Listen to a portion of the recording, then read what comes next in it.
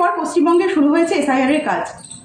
এখন বিহারে এসআইআর এর ঘোষণা হওয়ার পর থেকেই বিভিন্ন রাজনীতি সচেতন মানুষ, নাগরিক সংগঠন, আইনজীবী, সমাজকর্মী, বুদ্ধিজীবী, এমনকি রাজনৈতিক দলগুলো এসআইআর সম্পর্কে তাদের অবস্থান রেখেছেন এবং কেন এসআইআর অসাংবিধানিক সেটা বক্তব্যের মধ্যে দিয়ে উঠে এসেছে।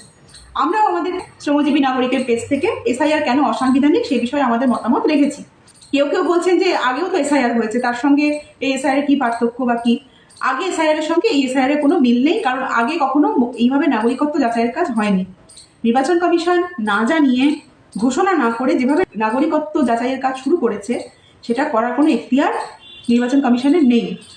এসআইআরকে এই কারণে অসাংবিধানিক বলা যায়, আরও অনেক কারণে বলা যায়, এটা একটা তার মধ্যে অন্যতম কারণ। আমরা আজকের এই ভিডিওতে এসআইআর কেন অসাংবিধানিক এই জায়গায় আলোচনাটা ফোকাস করতে চাইছি না। আমরা ফোকাস করছি এই জায়গায় যে এই এসআইআরটা যারা করছে নির্বাচন কমিশনাররা, তারা কি বৈধ? আমরা আজকের এই ভিডিওর মধ্যে দিয়ে দেখাবো যে এই এসআইআর যারা করছে, যারা অবৈধ ভোটার খুঁজছে, সেই নির্বাচন কমিশনাররা নিজেরা বৈধ নয়। আজকে আমরা এই ভিডিওর মাধ্যমে সেটা তুলে ধরার চেষ্টা করব। আমরা এটা বলছি না যে যেহেতু এই নির্বাচন কমিশনাররা এসআইআর করছেন, অসাংবিধানিক একটি প্রক্রিয়া করছেন, তাই তারা অবৈধ। আমরা এটা বলছি না। যদি তারা এসআইআর এর কাজ নাও করতেন, যদি এখন এসআইআর নাও হতো, তাহলেও আমরা একই কথা বলতাম যে এই নির্বাচন কমিশনাররা অবৈধ। কেন আসি, প্রথমে কোনো একটা সংস্থার নির্বাচন কমিশন, তার পাওয়ার কতটা আছে আগে দেখে নেব, তার ক্ষমতা কতটা আছে। কোনো সংস্থার ক্ষমতা যাচাই করতে গেলে দেখতে হয় যে তাকে তার সেই পজিশন থেকে সরাতে গেলে কি করতে হয়, কি উপায় আছে।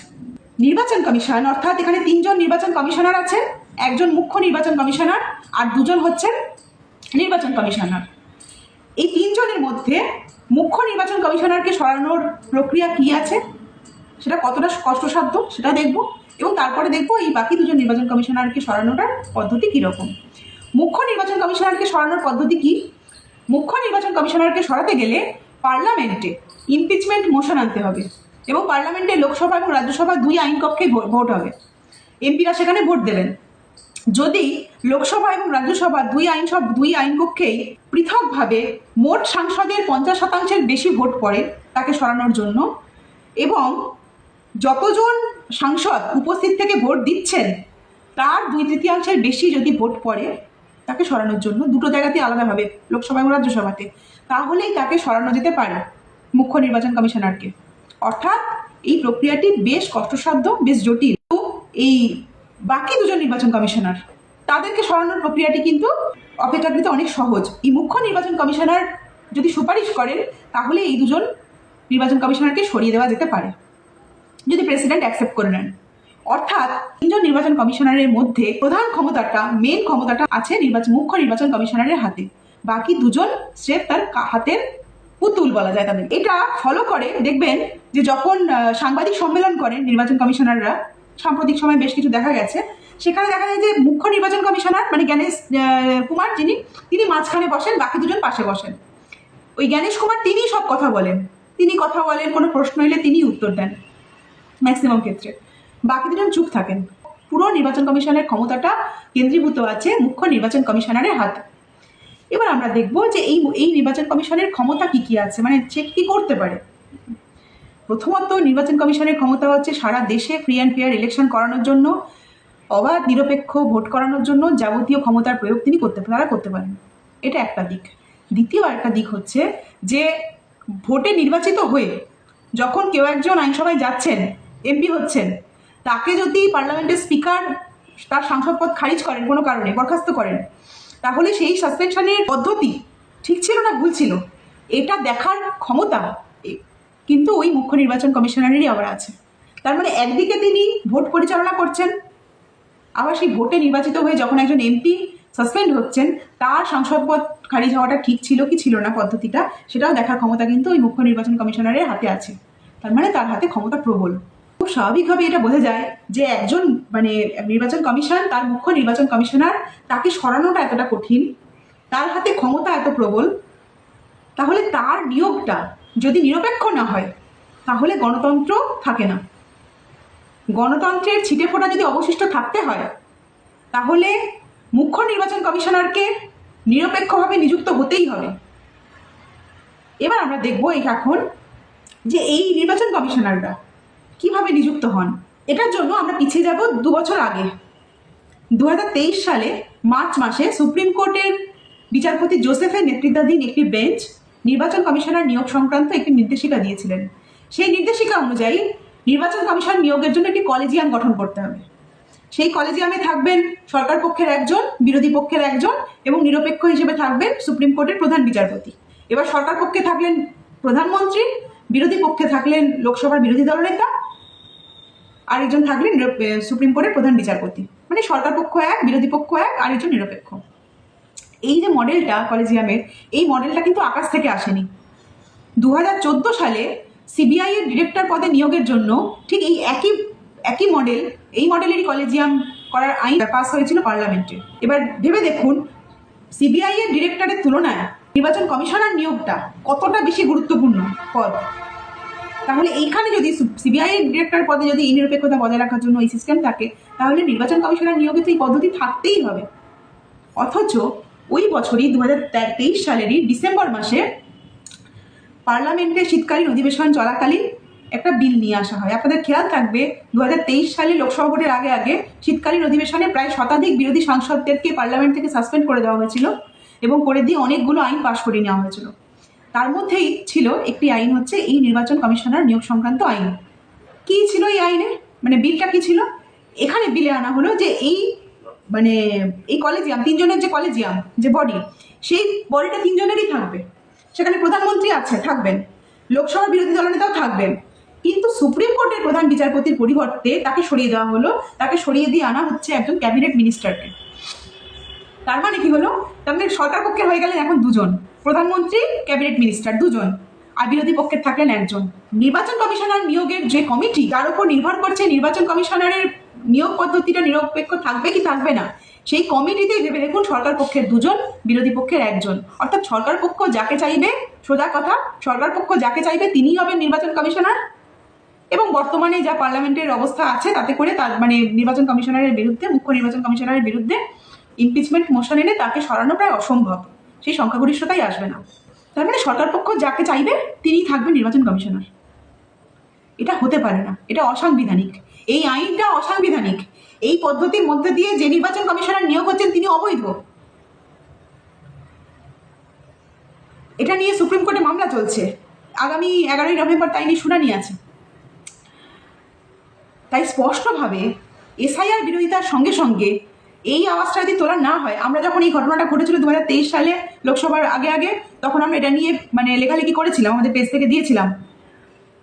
এখন এসআইআর করার সময় দেখা যাচ্ছে যে একে তো নির্বাচন কমিশনাররা বৈধ নয়, তারা তো অবৈধ, আবার তারা শুধু ভোট করার কাজে নিজেদেরকে ক্ষান্ত রাখছেন না, তারা আবার যাচ্ছেন হচ্ছে অবৈধ ভোটার খুঁজতে। যারা নিজেরা অবৈধ তারা যাচ্ছে অবৈধ ভোটার খুঁজতে। এই জন্য আমরা বলছি যে এসআইআর বিরোধিতার সঙ্গে সঙ্গে এই নির্বাচন কমিশনার নিয়োগ পদ্ধতির প্রসঙ্গটাকে যদি একসঙ্গে না তোলা হয়, তাহলে এসআইআর এর বিরোধিতার জায়গাটা অসম্পূর্ণ থেকে যায়। সেজন্য আমরা দাবি করছি, প্রথমত নির্বাচন কমিশনার নিয়োগ সংক্রান্ত যে আইন 2023 সালে পাস হয়েছিল, সেই আইনকে অসাংবিধানিক বলে বাতিল করতে হবে। এবং দ্বিতীয়ত সেই আইনের মাধ্যমে যে নির্বাচন কমিশনাররা নিযুক্ত হয়েছেন, সেই নির্বাচন কমিশনারদেরকে অবৈধ বলে ঘোষণা করতে হবে, করে খারিজ করতে হবে। এবং এই নির্বাচন কমিশনারদের হাতে, তৃতীয় দাবি, এই নির্বাচন কমিশনারদের হাত ধরে যে এসআইআর প্রক্রিয়া শুরু হয়েছে, সেই এসআইআর প্রক্রিয়াটিকে অসাংবিধানিক বলে বাতিল করতে হবে। এবং যেহেতু এসআইআর এর মাধ্যমে নাগরিকত্ব যাচাই করার কাজ চলছে মুখে না বলে, সেজন্য মোদ্দা কথা হলো নাগরিকত্ব প্রসঙ্গে যে নাগরিকত্ব প্রমাণের দায় নাগরিকদের ওপর চাপানো চলবে না। এই সমস্ত কিছুর মাধ্যমে সর্বজনীন ভোটাধিকারের যে জায়গাটা যেভাবে আক্রান্ত হচ্ছে, সেই সর্বজনীন ভোটাধিকার রক্ষার জন্য সর্বত চেষ্টা করতে হবে, সব রকম প্রক্রিয়া নিতে হবে। আমরা জানি ফ্যাসিবাদের বৈশিষ্ট্য হচ্ছে সর্বজনীন ভোটাধিকার কেড়ে নেওয়া। সেই চেষ্টা বহুদিন ধরেই হচ্ছে, বোঝা যাচ্ছে শাসক আর চায় না সর্বজনীন ভোটাধিকারটা থাকুক। তাই সর্বজনীন ভোটাধিকারকে রক্ষার জন্য আমাদের সব রকম চেষ্টা করতে হবে, লড়াইয়ের দিকে যেতে হবে। এই দাবিগুলো একসঙ্গে যুক্ত করে আওয়াজ না তোলা হয়, তাহলে শুধুমাত্র এসআইআর বিরোধিতা অসম্পূর্ণ থেকে যায়। এখন আমি আসবো আমার এই পরিপ্রেক্ষিতেই এসআইআর এবং নির্বাচন কমিশনার নিয়োগ সংক্রান্ত এই পরিপ্রেক্ষিতে আমাদের রাজ্যে ছোট করে একটু আলোচনা করব। আমাদের রাজ্যের পরিস্থিতিটা বিহারের থেকে একটু আলাদা, কারণ বিহারে একটা ফান্ডামেন্টাল ডিফারেন্স আছে। বিহারে সরকারে আছে এনডিএ গভর্নমেন্ট, আমাদের এখানে আছে বিজেপি বিরোধী একটি দল, তৃণমূল কংগ্রেস। সেজন্যই বোধহয় বিহারে এসআইআর বিরোধিতা যেভাবে উঠে এসেছে পশ্চিমবঙ্গের ক্ষেত্রটা সেরকম নয়। পশ্চিমবঙ্গে অনেকেই এসআইআর এর মানে ঘোষণা হওয়ার আগে থেকেই এসআইআর হলে তেমন কিছু হবে না, নির্বাচন কমিশনের উপর আস্থা রাখুন, ভরসা রাখুন, এই ধরনের বিভিন্ন রকম কথাবার্তা বলে আসছেন। রাজনীতি সচেতন মানুষদের মধ্যে কথাই বলছি, আমি সাধারণ লোকের কথা বলছি না। রাজনীতি সচেতন মানুষ, রাজনৈতিক সংগঠন বা রাজনৈতিক দল, তাদের মধ্যেকার অনেকে মানে বেশ কিছু মানুষ এ ধরনের কথা বলছেন। বোধহয় তারা ভাবছেন যে এসআইআর অসাংবিধানিক, এই কথাটা স্পষ্টভাবে মুখে বললে মানুষ ভয় পেয়ে যাবেন, সাধারণ মানুষ, এবং সাধারণ মানুষ ভয় পেয়ে গেলে তারা তৃণমূল কংগ্রেসের কাছে যাবে এবং তাদের তৃণমূল কংগ্রেসের লাভ হয়ে যাবে। এই আশঙ্কা থেকে তারা বোধহয় এই ধরনের কথাবার্তা বলছেন। কিন্তু তারা এটা বুঝতে পারছেন না যে এসআইআর সম্পর্কে স্পষ্ট রাজনৈতিক অবস্থান না নিলে, তারা এই যে কথাগুলো বলছেন, এখনো পর্যন্ত মানে বিরোধিতা আসেনি, তারা যে কথাগুলো বলছেন এটা করতে থাকলে তৃণমূলের লেজুরবৃত্তি করা ছাড়া তাদের কাছে আর দ্বিতীয় কোনো বিকল্প রাস্তা আর খোলা থাকবে না। অলরেডি এসআইআর ঘোষণা হওয়ার পর থেকে তার প্রকাশ পাওয়া গেছে এবং বিজেপি নেতাদেরও হাবভাব বদলাচ্ছে। বিজেপি নেতাদের মধ্যে দেখবেন অনেকে মানে বেশ কয়েকদিন ধরে বলছে যে কিছু কোনো ঘটনা, যখন তারা বুঝতে পারছেন যে এতে সাধারণ মানুষ তাদেরকে চেপে ধরবেন, তারা বলছেন যে আমাদেরকে কেন বলছেন, আমরা কি করবো, সে নির্বাচন কমিশনকে গিয়ে বলুন, মানে তারাও দায় ঝেড়ে ফেলছেন। কাজেই তৃণমূল কংগ্রেসের মানে এমন এই অবস্থান নেওয়ার ফলে তৃণমূল কংগ্রেসের লেজুবৃত্তি করা ছাড়া আর কোনো বিকল্প রাস্তা যে খোলা থাকছে না, কিন্তু এই অবস্থাটা হতো না। তৃণমূল কংগ্রেসকে টেক্কা দেওয়ার মতো অবস্থান কিন্তু নেওয়া যেত। তৃণমূল কংগ্রেস যারা ভণ্ডামি, সত্যি তারা ভণ্ডামি করেছে, তৃণমূল কংগ্রেস যারা একসময় বলেছে এসআইআর করতে দেব না, সেই বক্তব্যকে ধরেই যদি সেই সময় কলকাতাতে একটি বড় মানে জমায়েতের ডাক দেওয়া হতো, যদি কলকাতা ঘিরে দেওয়া যেত এই দাবিতে যে পশ্চিমবঙ্গে বিধানসভাতে বিল পাস হোক যে এসআইআর করতে দেবেন না, যেমনটা কেরালায় হয়েছে, কেরালা বিধানসভায় যেরকম বিল পাস হয়েছে পশ্চিমবঙ্গ বিধানসভাতেও সেরকম বিল পাস হোক যে এসআইআর এখানে হবে না। যদি সেরকম কোনো উদ্যোগ নেওয়া যেত তাহলে কিন্তু তৃণমূল কংগ্রেস এইরকম মানে ভণ্ডামি করতে পারতো না, তাদেরকে অবস্থান নিতে হতো। দেখুন, তৃণমূল কংগ্রেস কিন্তু যেখানে স্পষ্ট এসআইআর বিরোধিতা দেখছে, তারা কিন্তু সেখানে আক্রমণ নামাচ্ছে। কিছুদিন আগে কলকাতায় দেখবেন যে মানবাধিকার আন্দোলনের কর্মীরা কিছু আন্দোলন করেছিলেন এসআইআর বিরুদ্ধে, কলকাতা পুলিশ তাদের ফেসবুক প্রোফাইল বন্ধ করে দিয়েছে। তার মানে স্পষ্ট এসআইআর বিরোধিতা তারা সহ্য করতে পারছে না। তাহলে রাজনৈতিকভাবে যদি চ্যালেঞ্জ করতে হয় তাহলে ওই জিনিসটাই করতে হবে, স্পষ্ট এসআইআর বিরোধিতা করতে হবে। আর নৈতিক কারণেও যদি দেখা যায়, নৈতিক কারণে যে এসআইআর ভোটার তালিকা সংশোধন করার নামে নাগরিকত্ব যাচাই করে মুখে না বলে, যে এসআইআর এর মাধ্যমে এনআরসির দরজা খুলে দেওয়া হয়, যে এসআইআর এর মাধ্যমে লক্ষ লক্ষ শ্রমজীবী মানুষকে বেনাগরিক করার একটা অনিশ্চয়তার দিকে ঠেলে দেয়, সেই এসআইআর এর রাজনৈতিক বিরোধিতা, সেই এসআইআরকে অসাংবিধানিক বলতে যাদের আটকায়, তাদেরকে সাধারণ মানুষ বেঈমান হিসেবে চিহ্নিত করবেন এবং ইতিহাসেও তারা এইভাবেই তাদের নাম লেখা থাকবে যে তারা এসআইআর এর বিরোধিতা করেননি। তারা বলেছিলেন বরং এসআইআর করলে তেমন কিছু হবে না, নির্বাচন কমিশনের উপর ভরসা রাখুন। সাধারণ মানুষ তাদেরকে বেঈমান হিসেবে চিনবেন। তাই রাজনৈতিক শক্তির কাছে সবচেয়ে জরুরি বিষয় হচ্ছে রাজনৈতিক অবস্থান।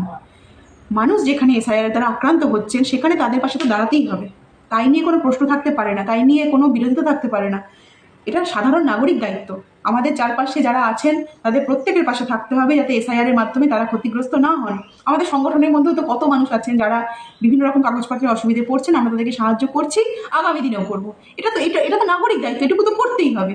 আমরা নিজেরাও তো এনভারেশন ফর্ম ফিল আপ করবো, কিন্তু এসআইআর এর ক্ষেত্রে এই সাহায্য আমরা সাধারণ মানুষকে করছি বলে এসআইআর এর রাজনৈতিক অবস্থান এসআইআর সম্পর্কে নিতে পারবো না, এই ভণ্ডামি করা চলে না, এটা নিতে হবে।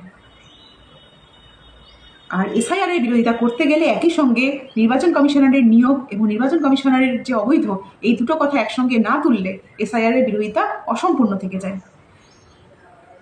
আমরা খুব কাছ থেকে দেখেছি লোকসভা ভোট, বিধানসভা ভোট, এমনকি সবচেয়ে বেশি দেখেছি পঞ্চায়েত ভোটেও, যে একটু সাপোর্ট পেলেও সাধারণ মানুষ, শ্রমজীবী মানুষ বিশেষ করে, তারা তাদের নিজেদের ভোটাধিকার প্রয়োগের জন্য কি মরণপণ লড়াই করেন, খুব কাছ থেকে দেখেছি। সর্বজনীন ভোটাধিকার রক্ষাটা খুবই গুরুত্বপূর্ণ। আমাদের সর্বজনীন ভোটাধিকার রক্ষার জন্য আরও সক্রিয়ভাবে এসআইআর এর বিরোধিতা, বাকি প্রশ্নগুলোর বিরোধিতা করতে হবে। ফ্যাসিবাদ শ্রমজীবী মানুষের অধিকার কেড়ে নিতে চাইছে, বহুদিন ধরেই চাইছে। রাজ্যে তৃণমূল কংগ্রেস তার সঙ্গে পাল্লা দিচ্ছে। ফলত এই আক্রমণের মুখে দাঁড়িয়ে সাধারণ মানুষকে নিয়ে, শ্রমজীবী মানুষকে নিয়ে, প্রান্তিক মহিলাদেরকে নিয়ে আমাদের সর্বজনীন ভোটাধিকার রক্ষার জন্য ফ্যাসিবাদের উল্টো দিকে দাঁড়িয়ে, স্বৈরাচারের উল্টো দিকে দাঁড়িয়ে গণতন্ত্র রক্ষার জন্য লড়াইয়ের প্রস্তুতি নিতে হবে, ঐক্যবদ্ধ হতে হবে। সবাইকে অভিনন্দন, ভালো থাকবেন, অসংখ্য ধন্যবাদ। ইনকিলাব জিন্দাবাদ।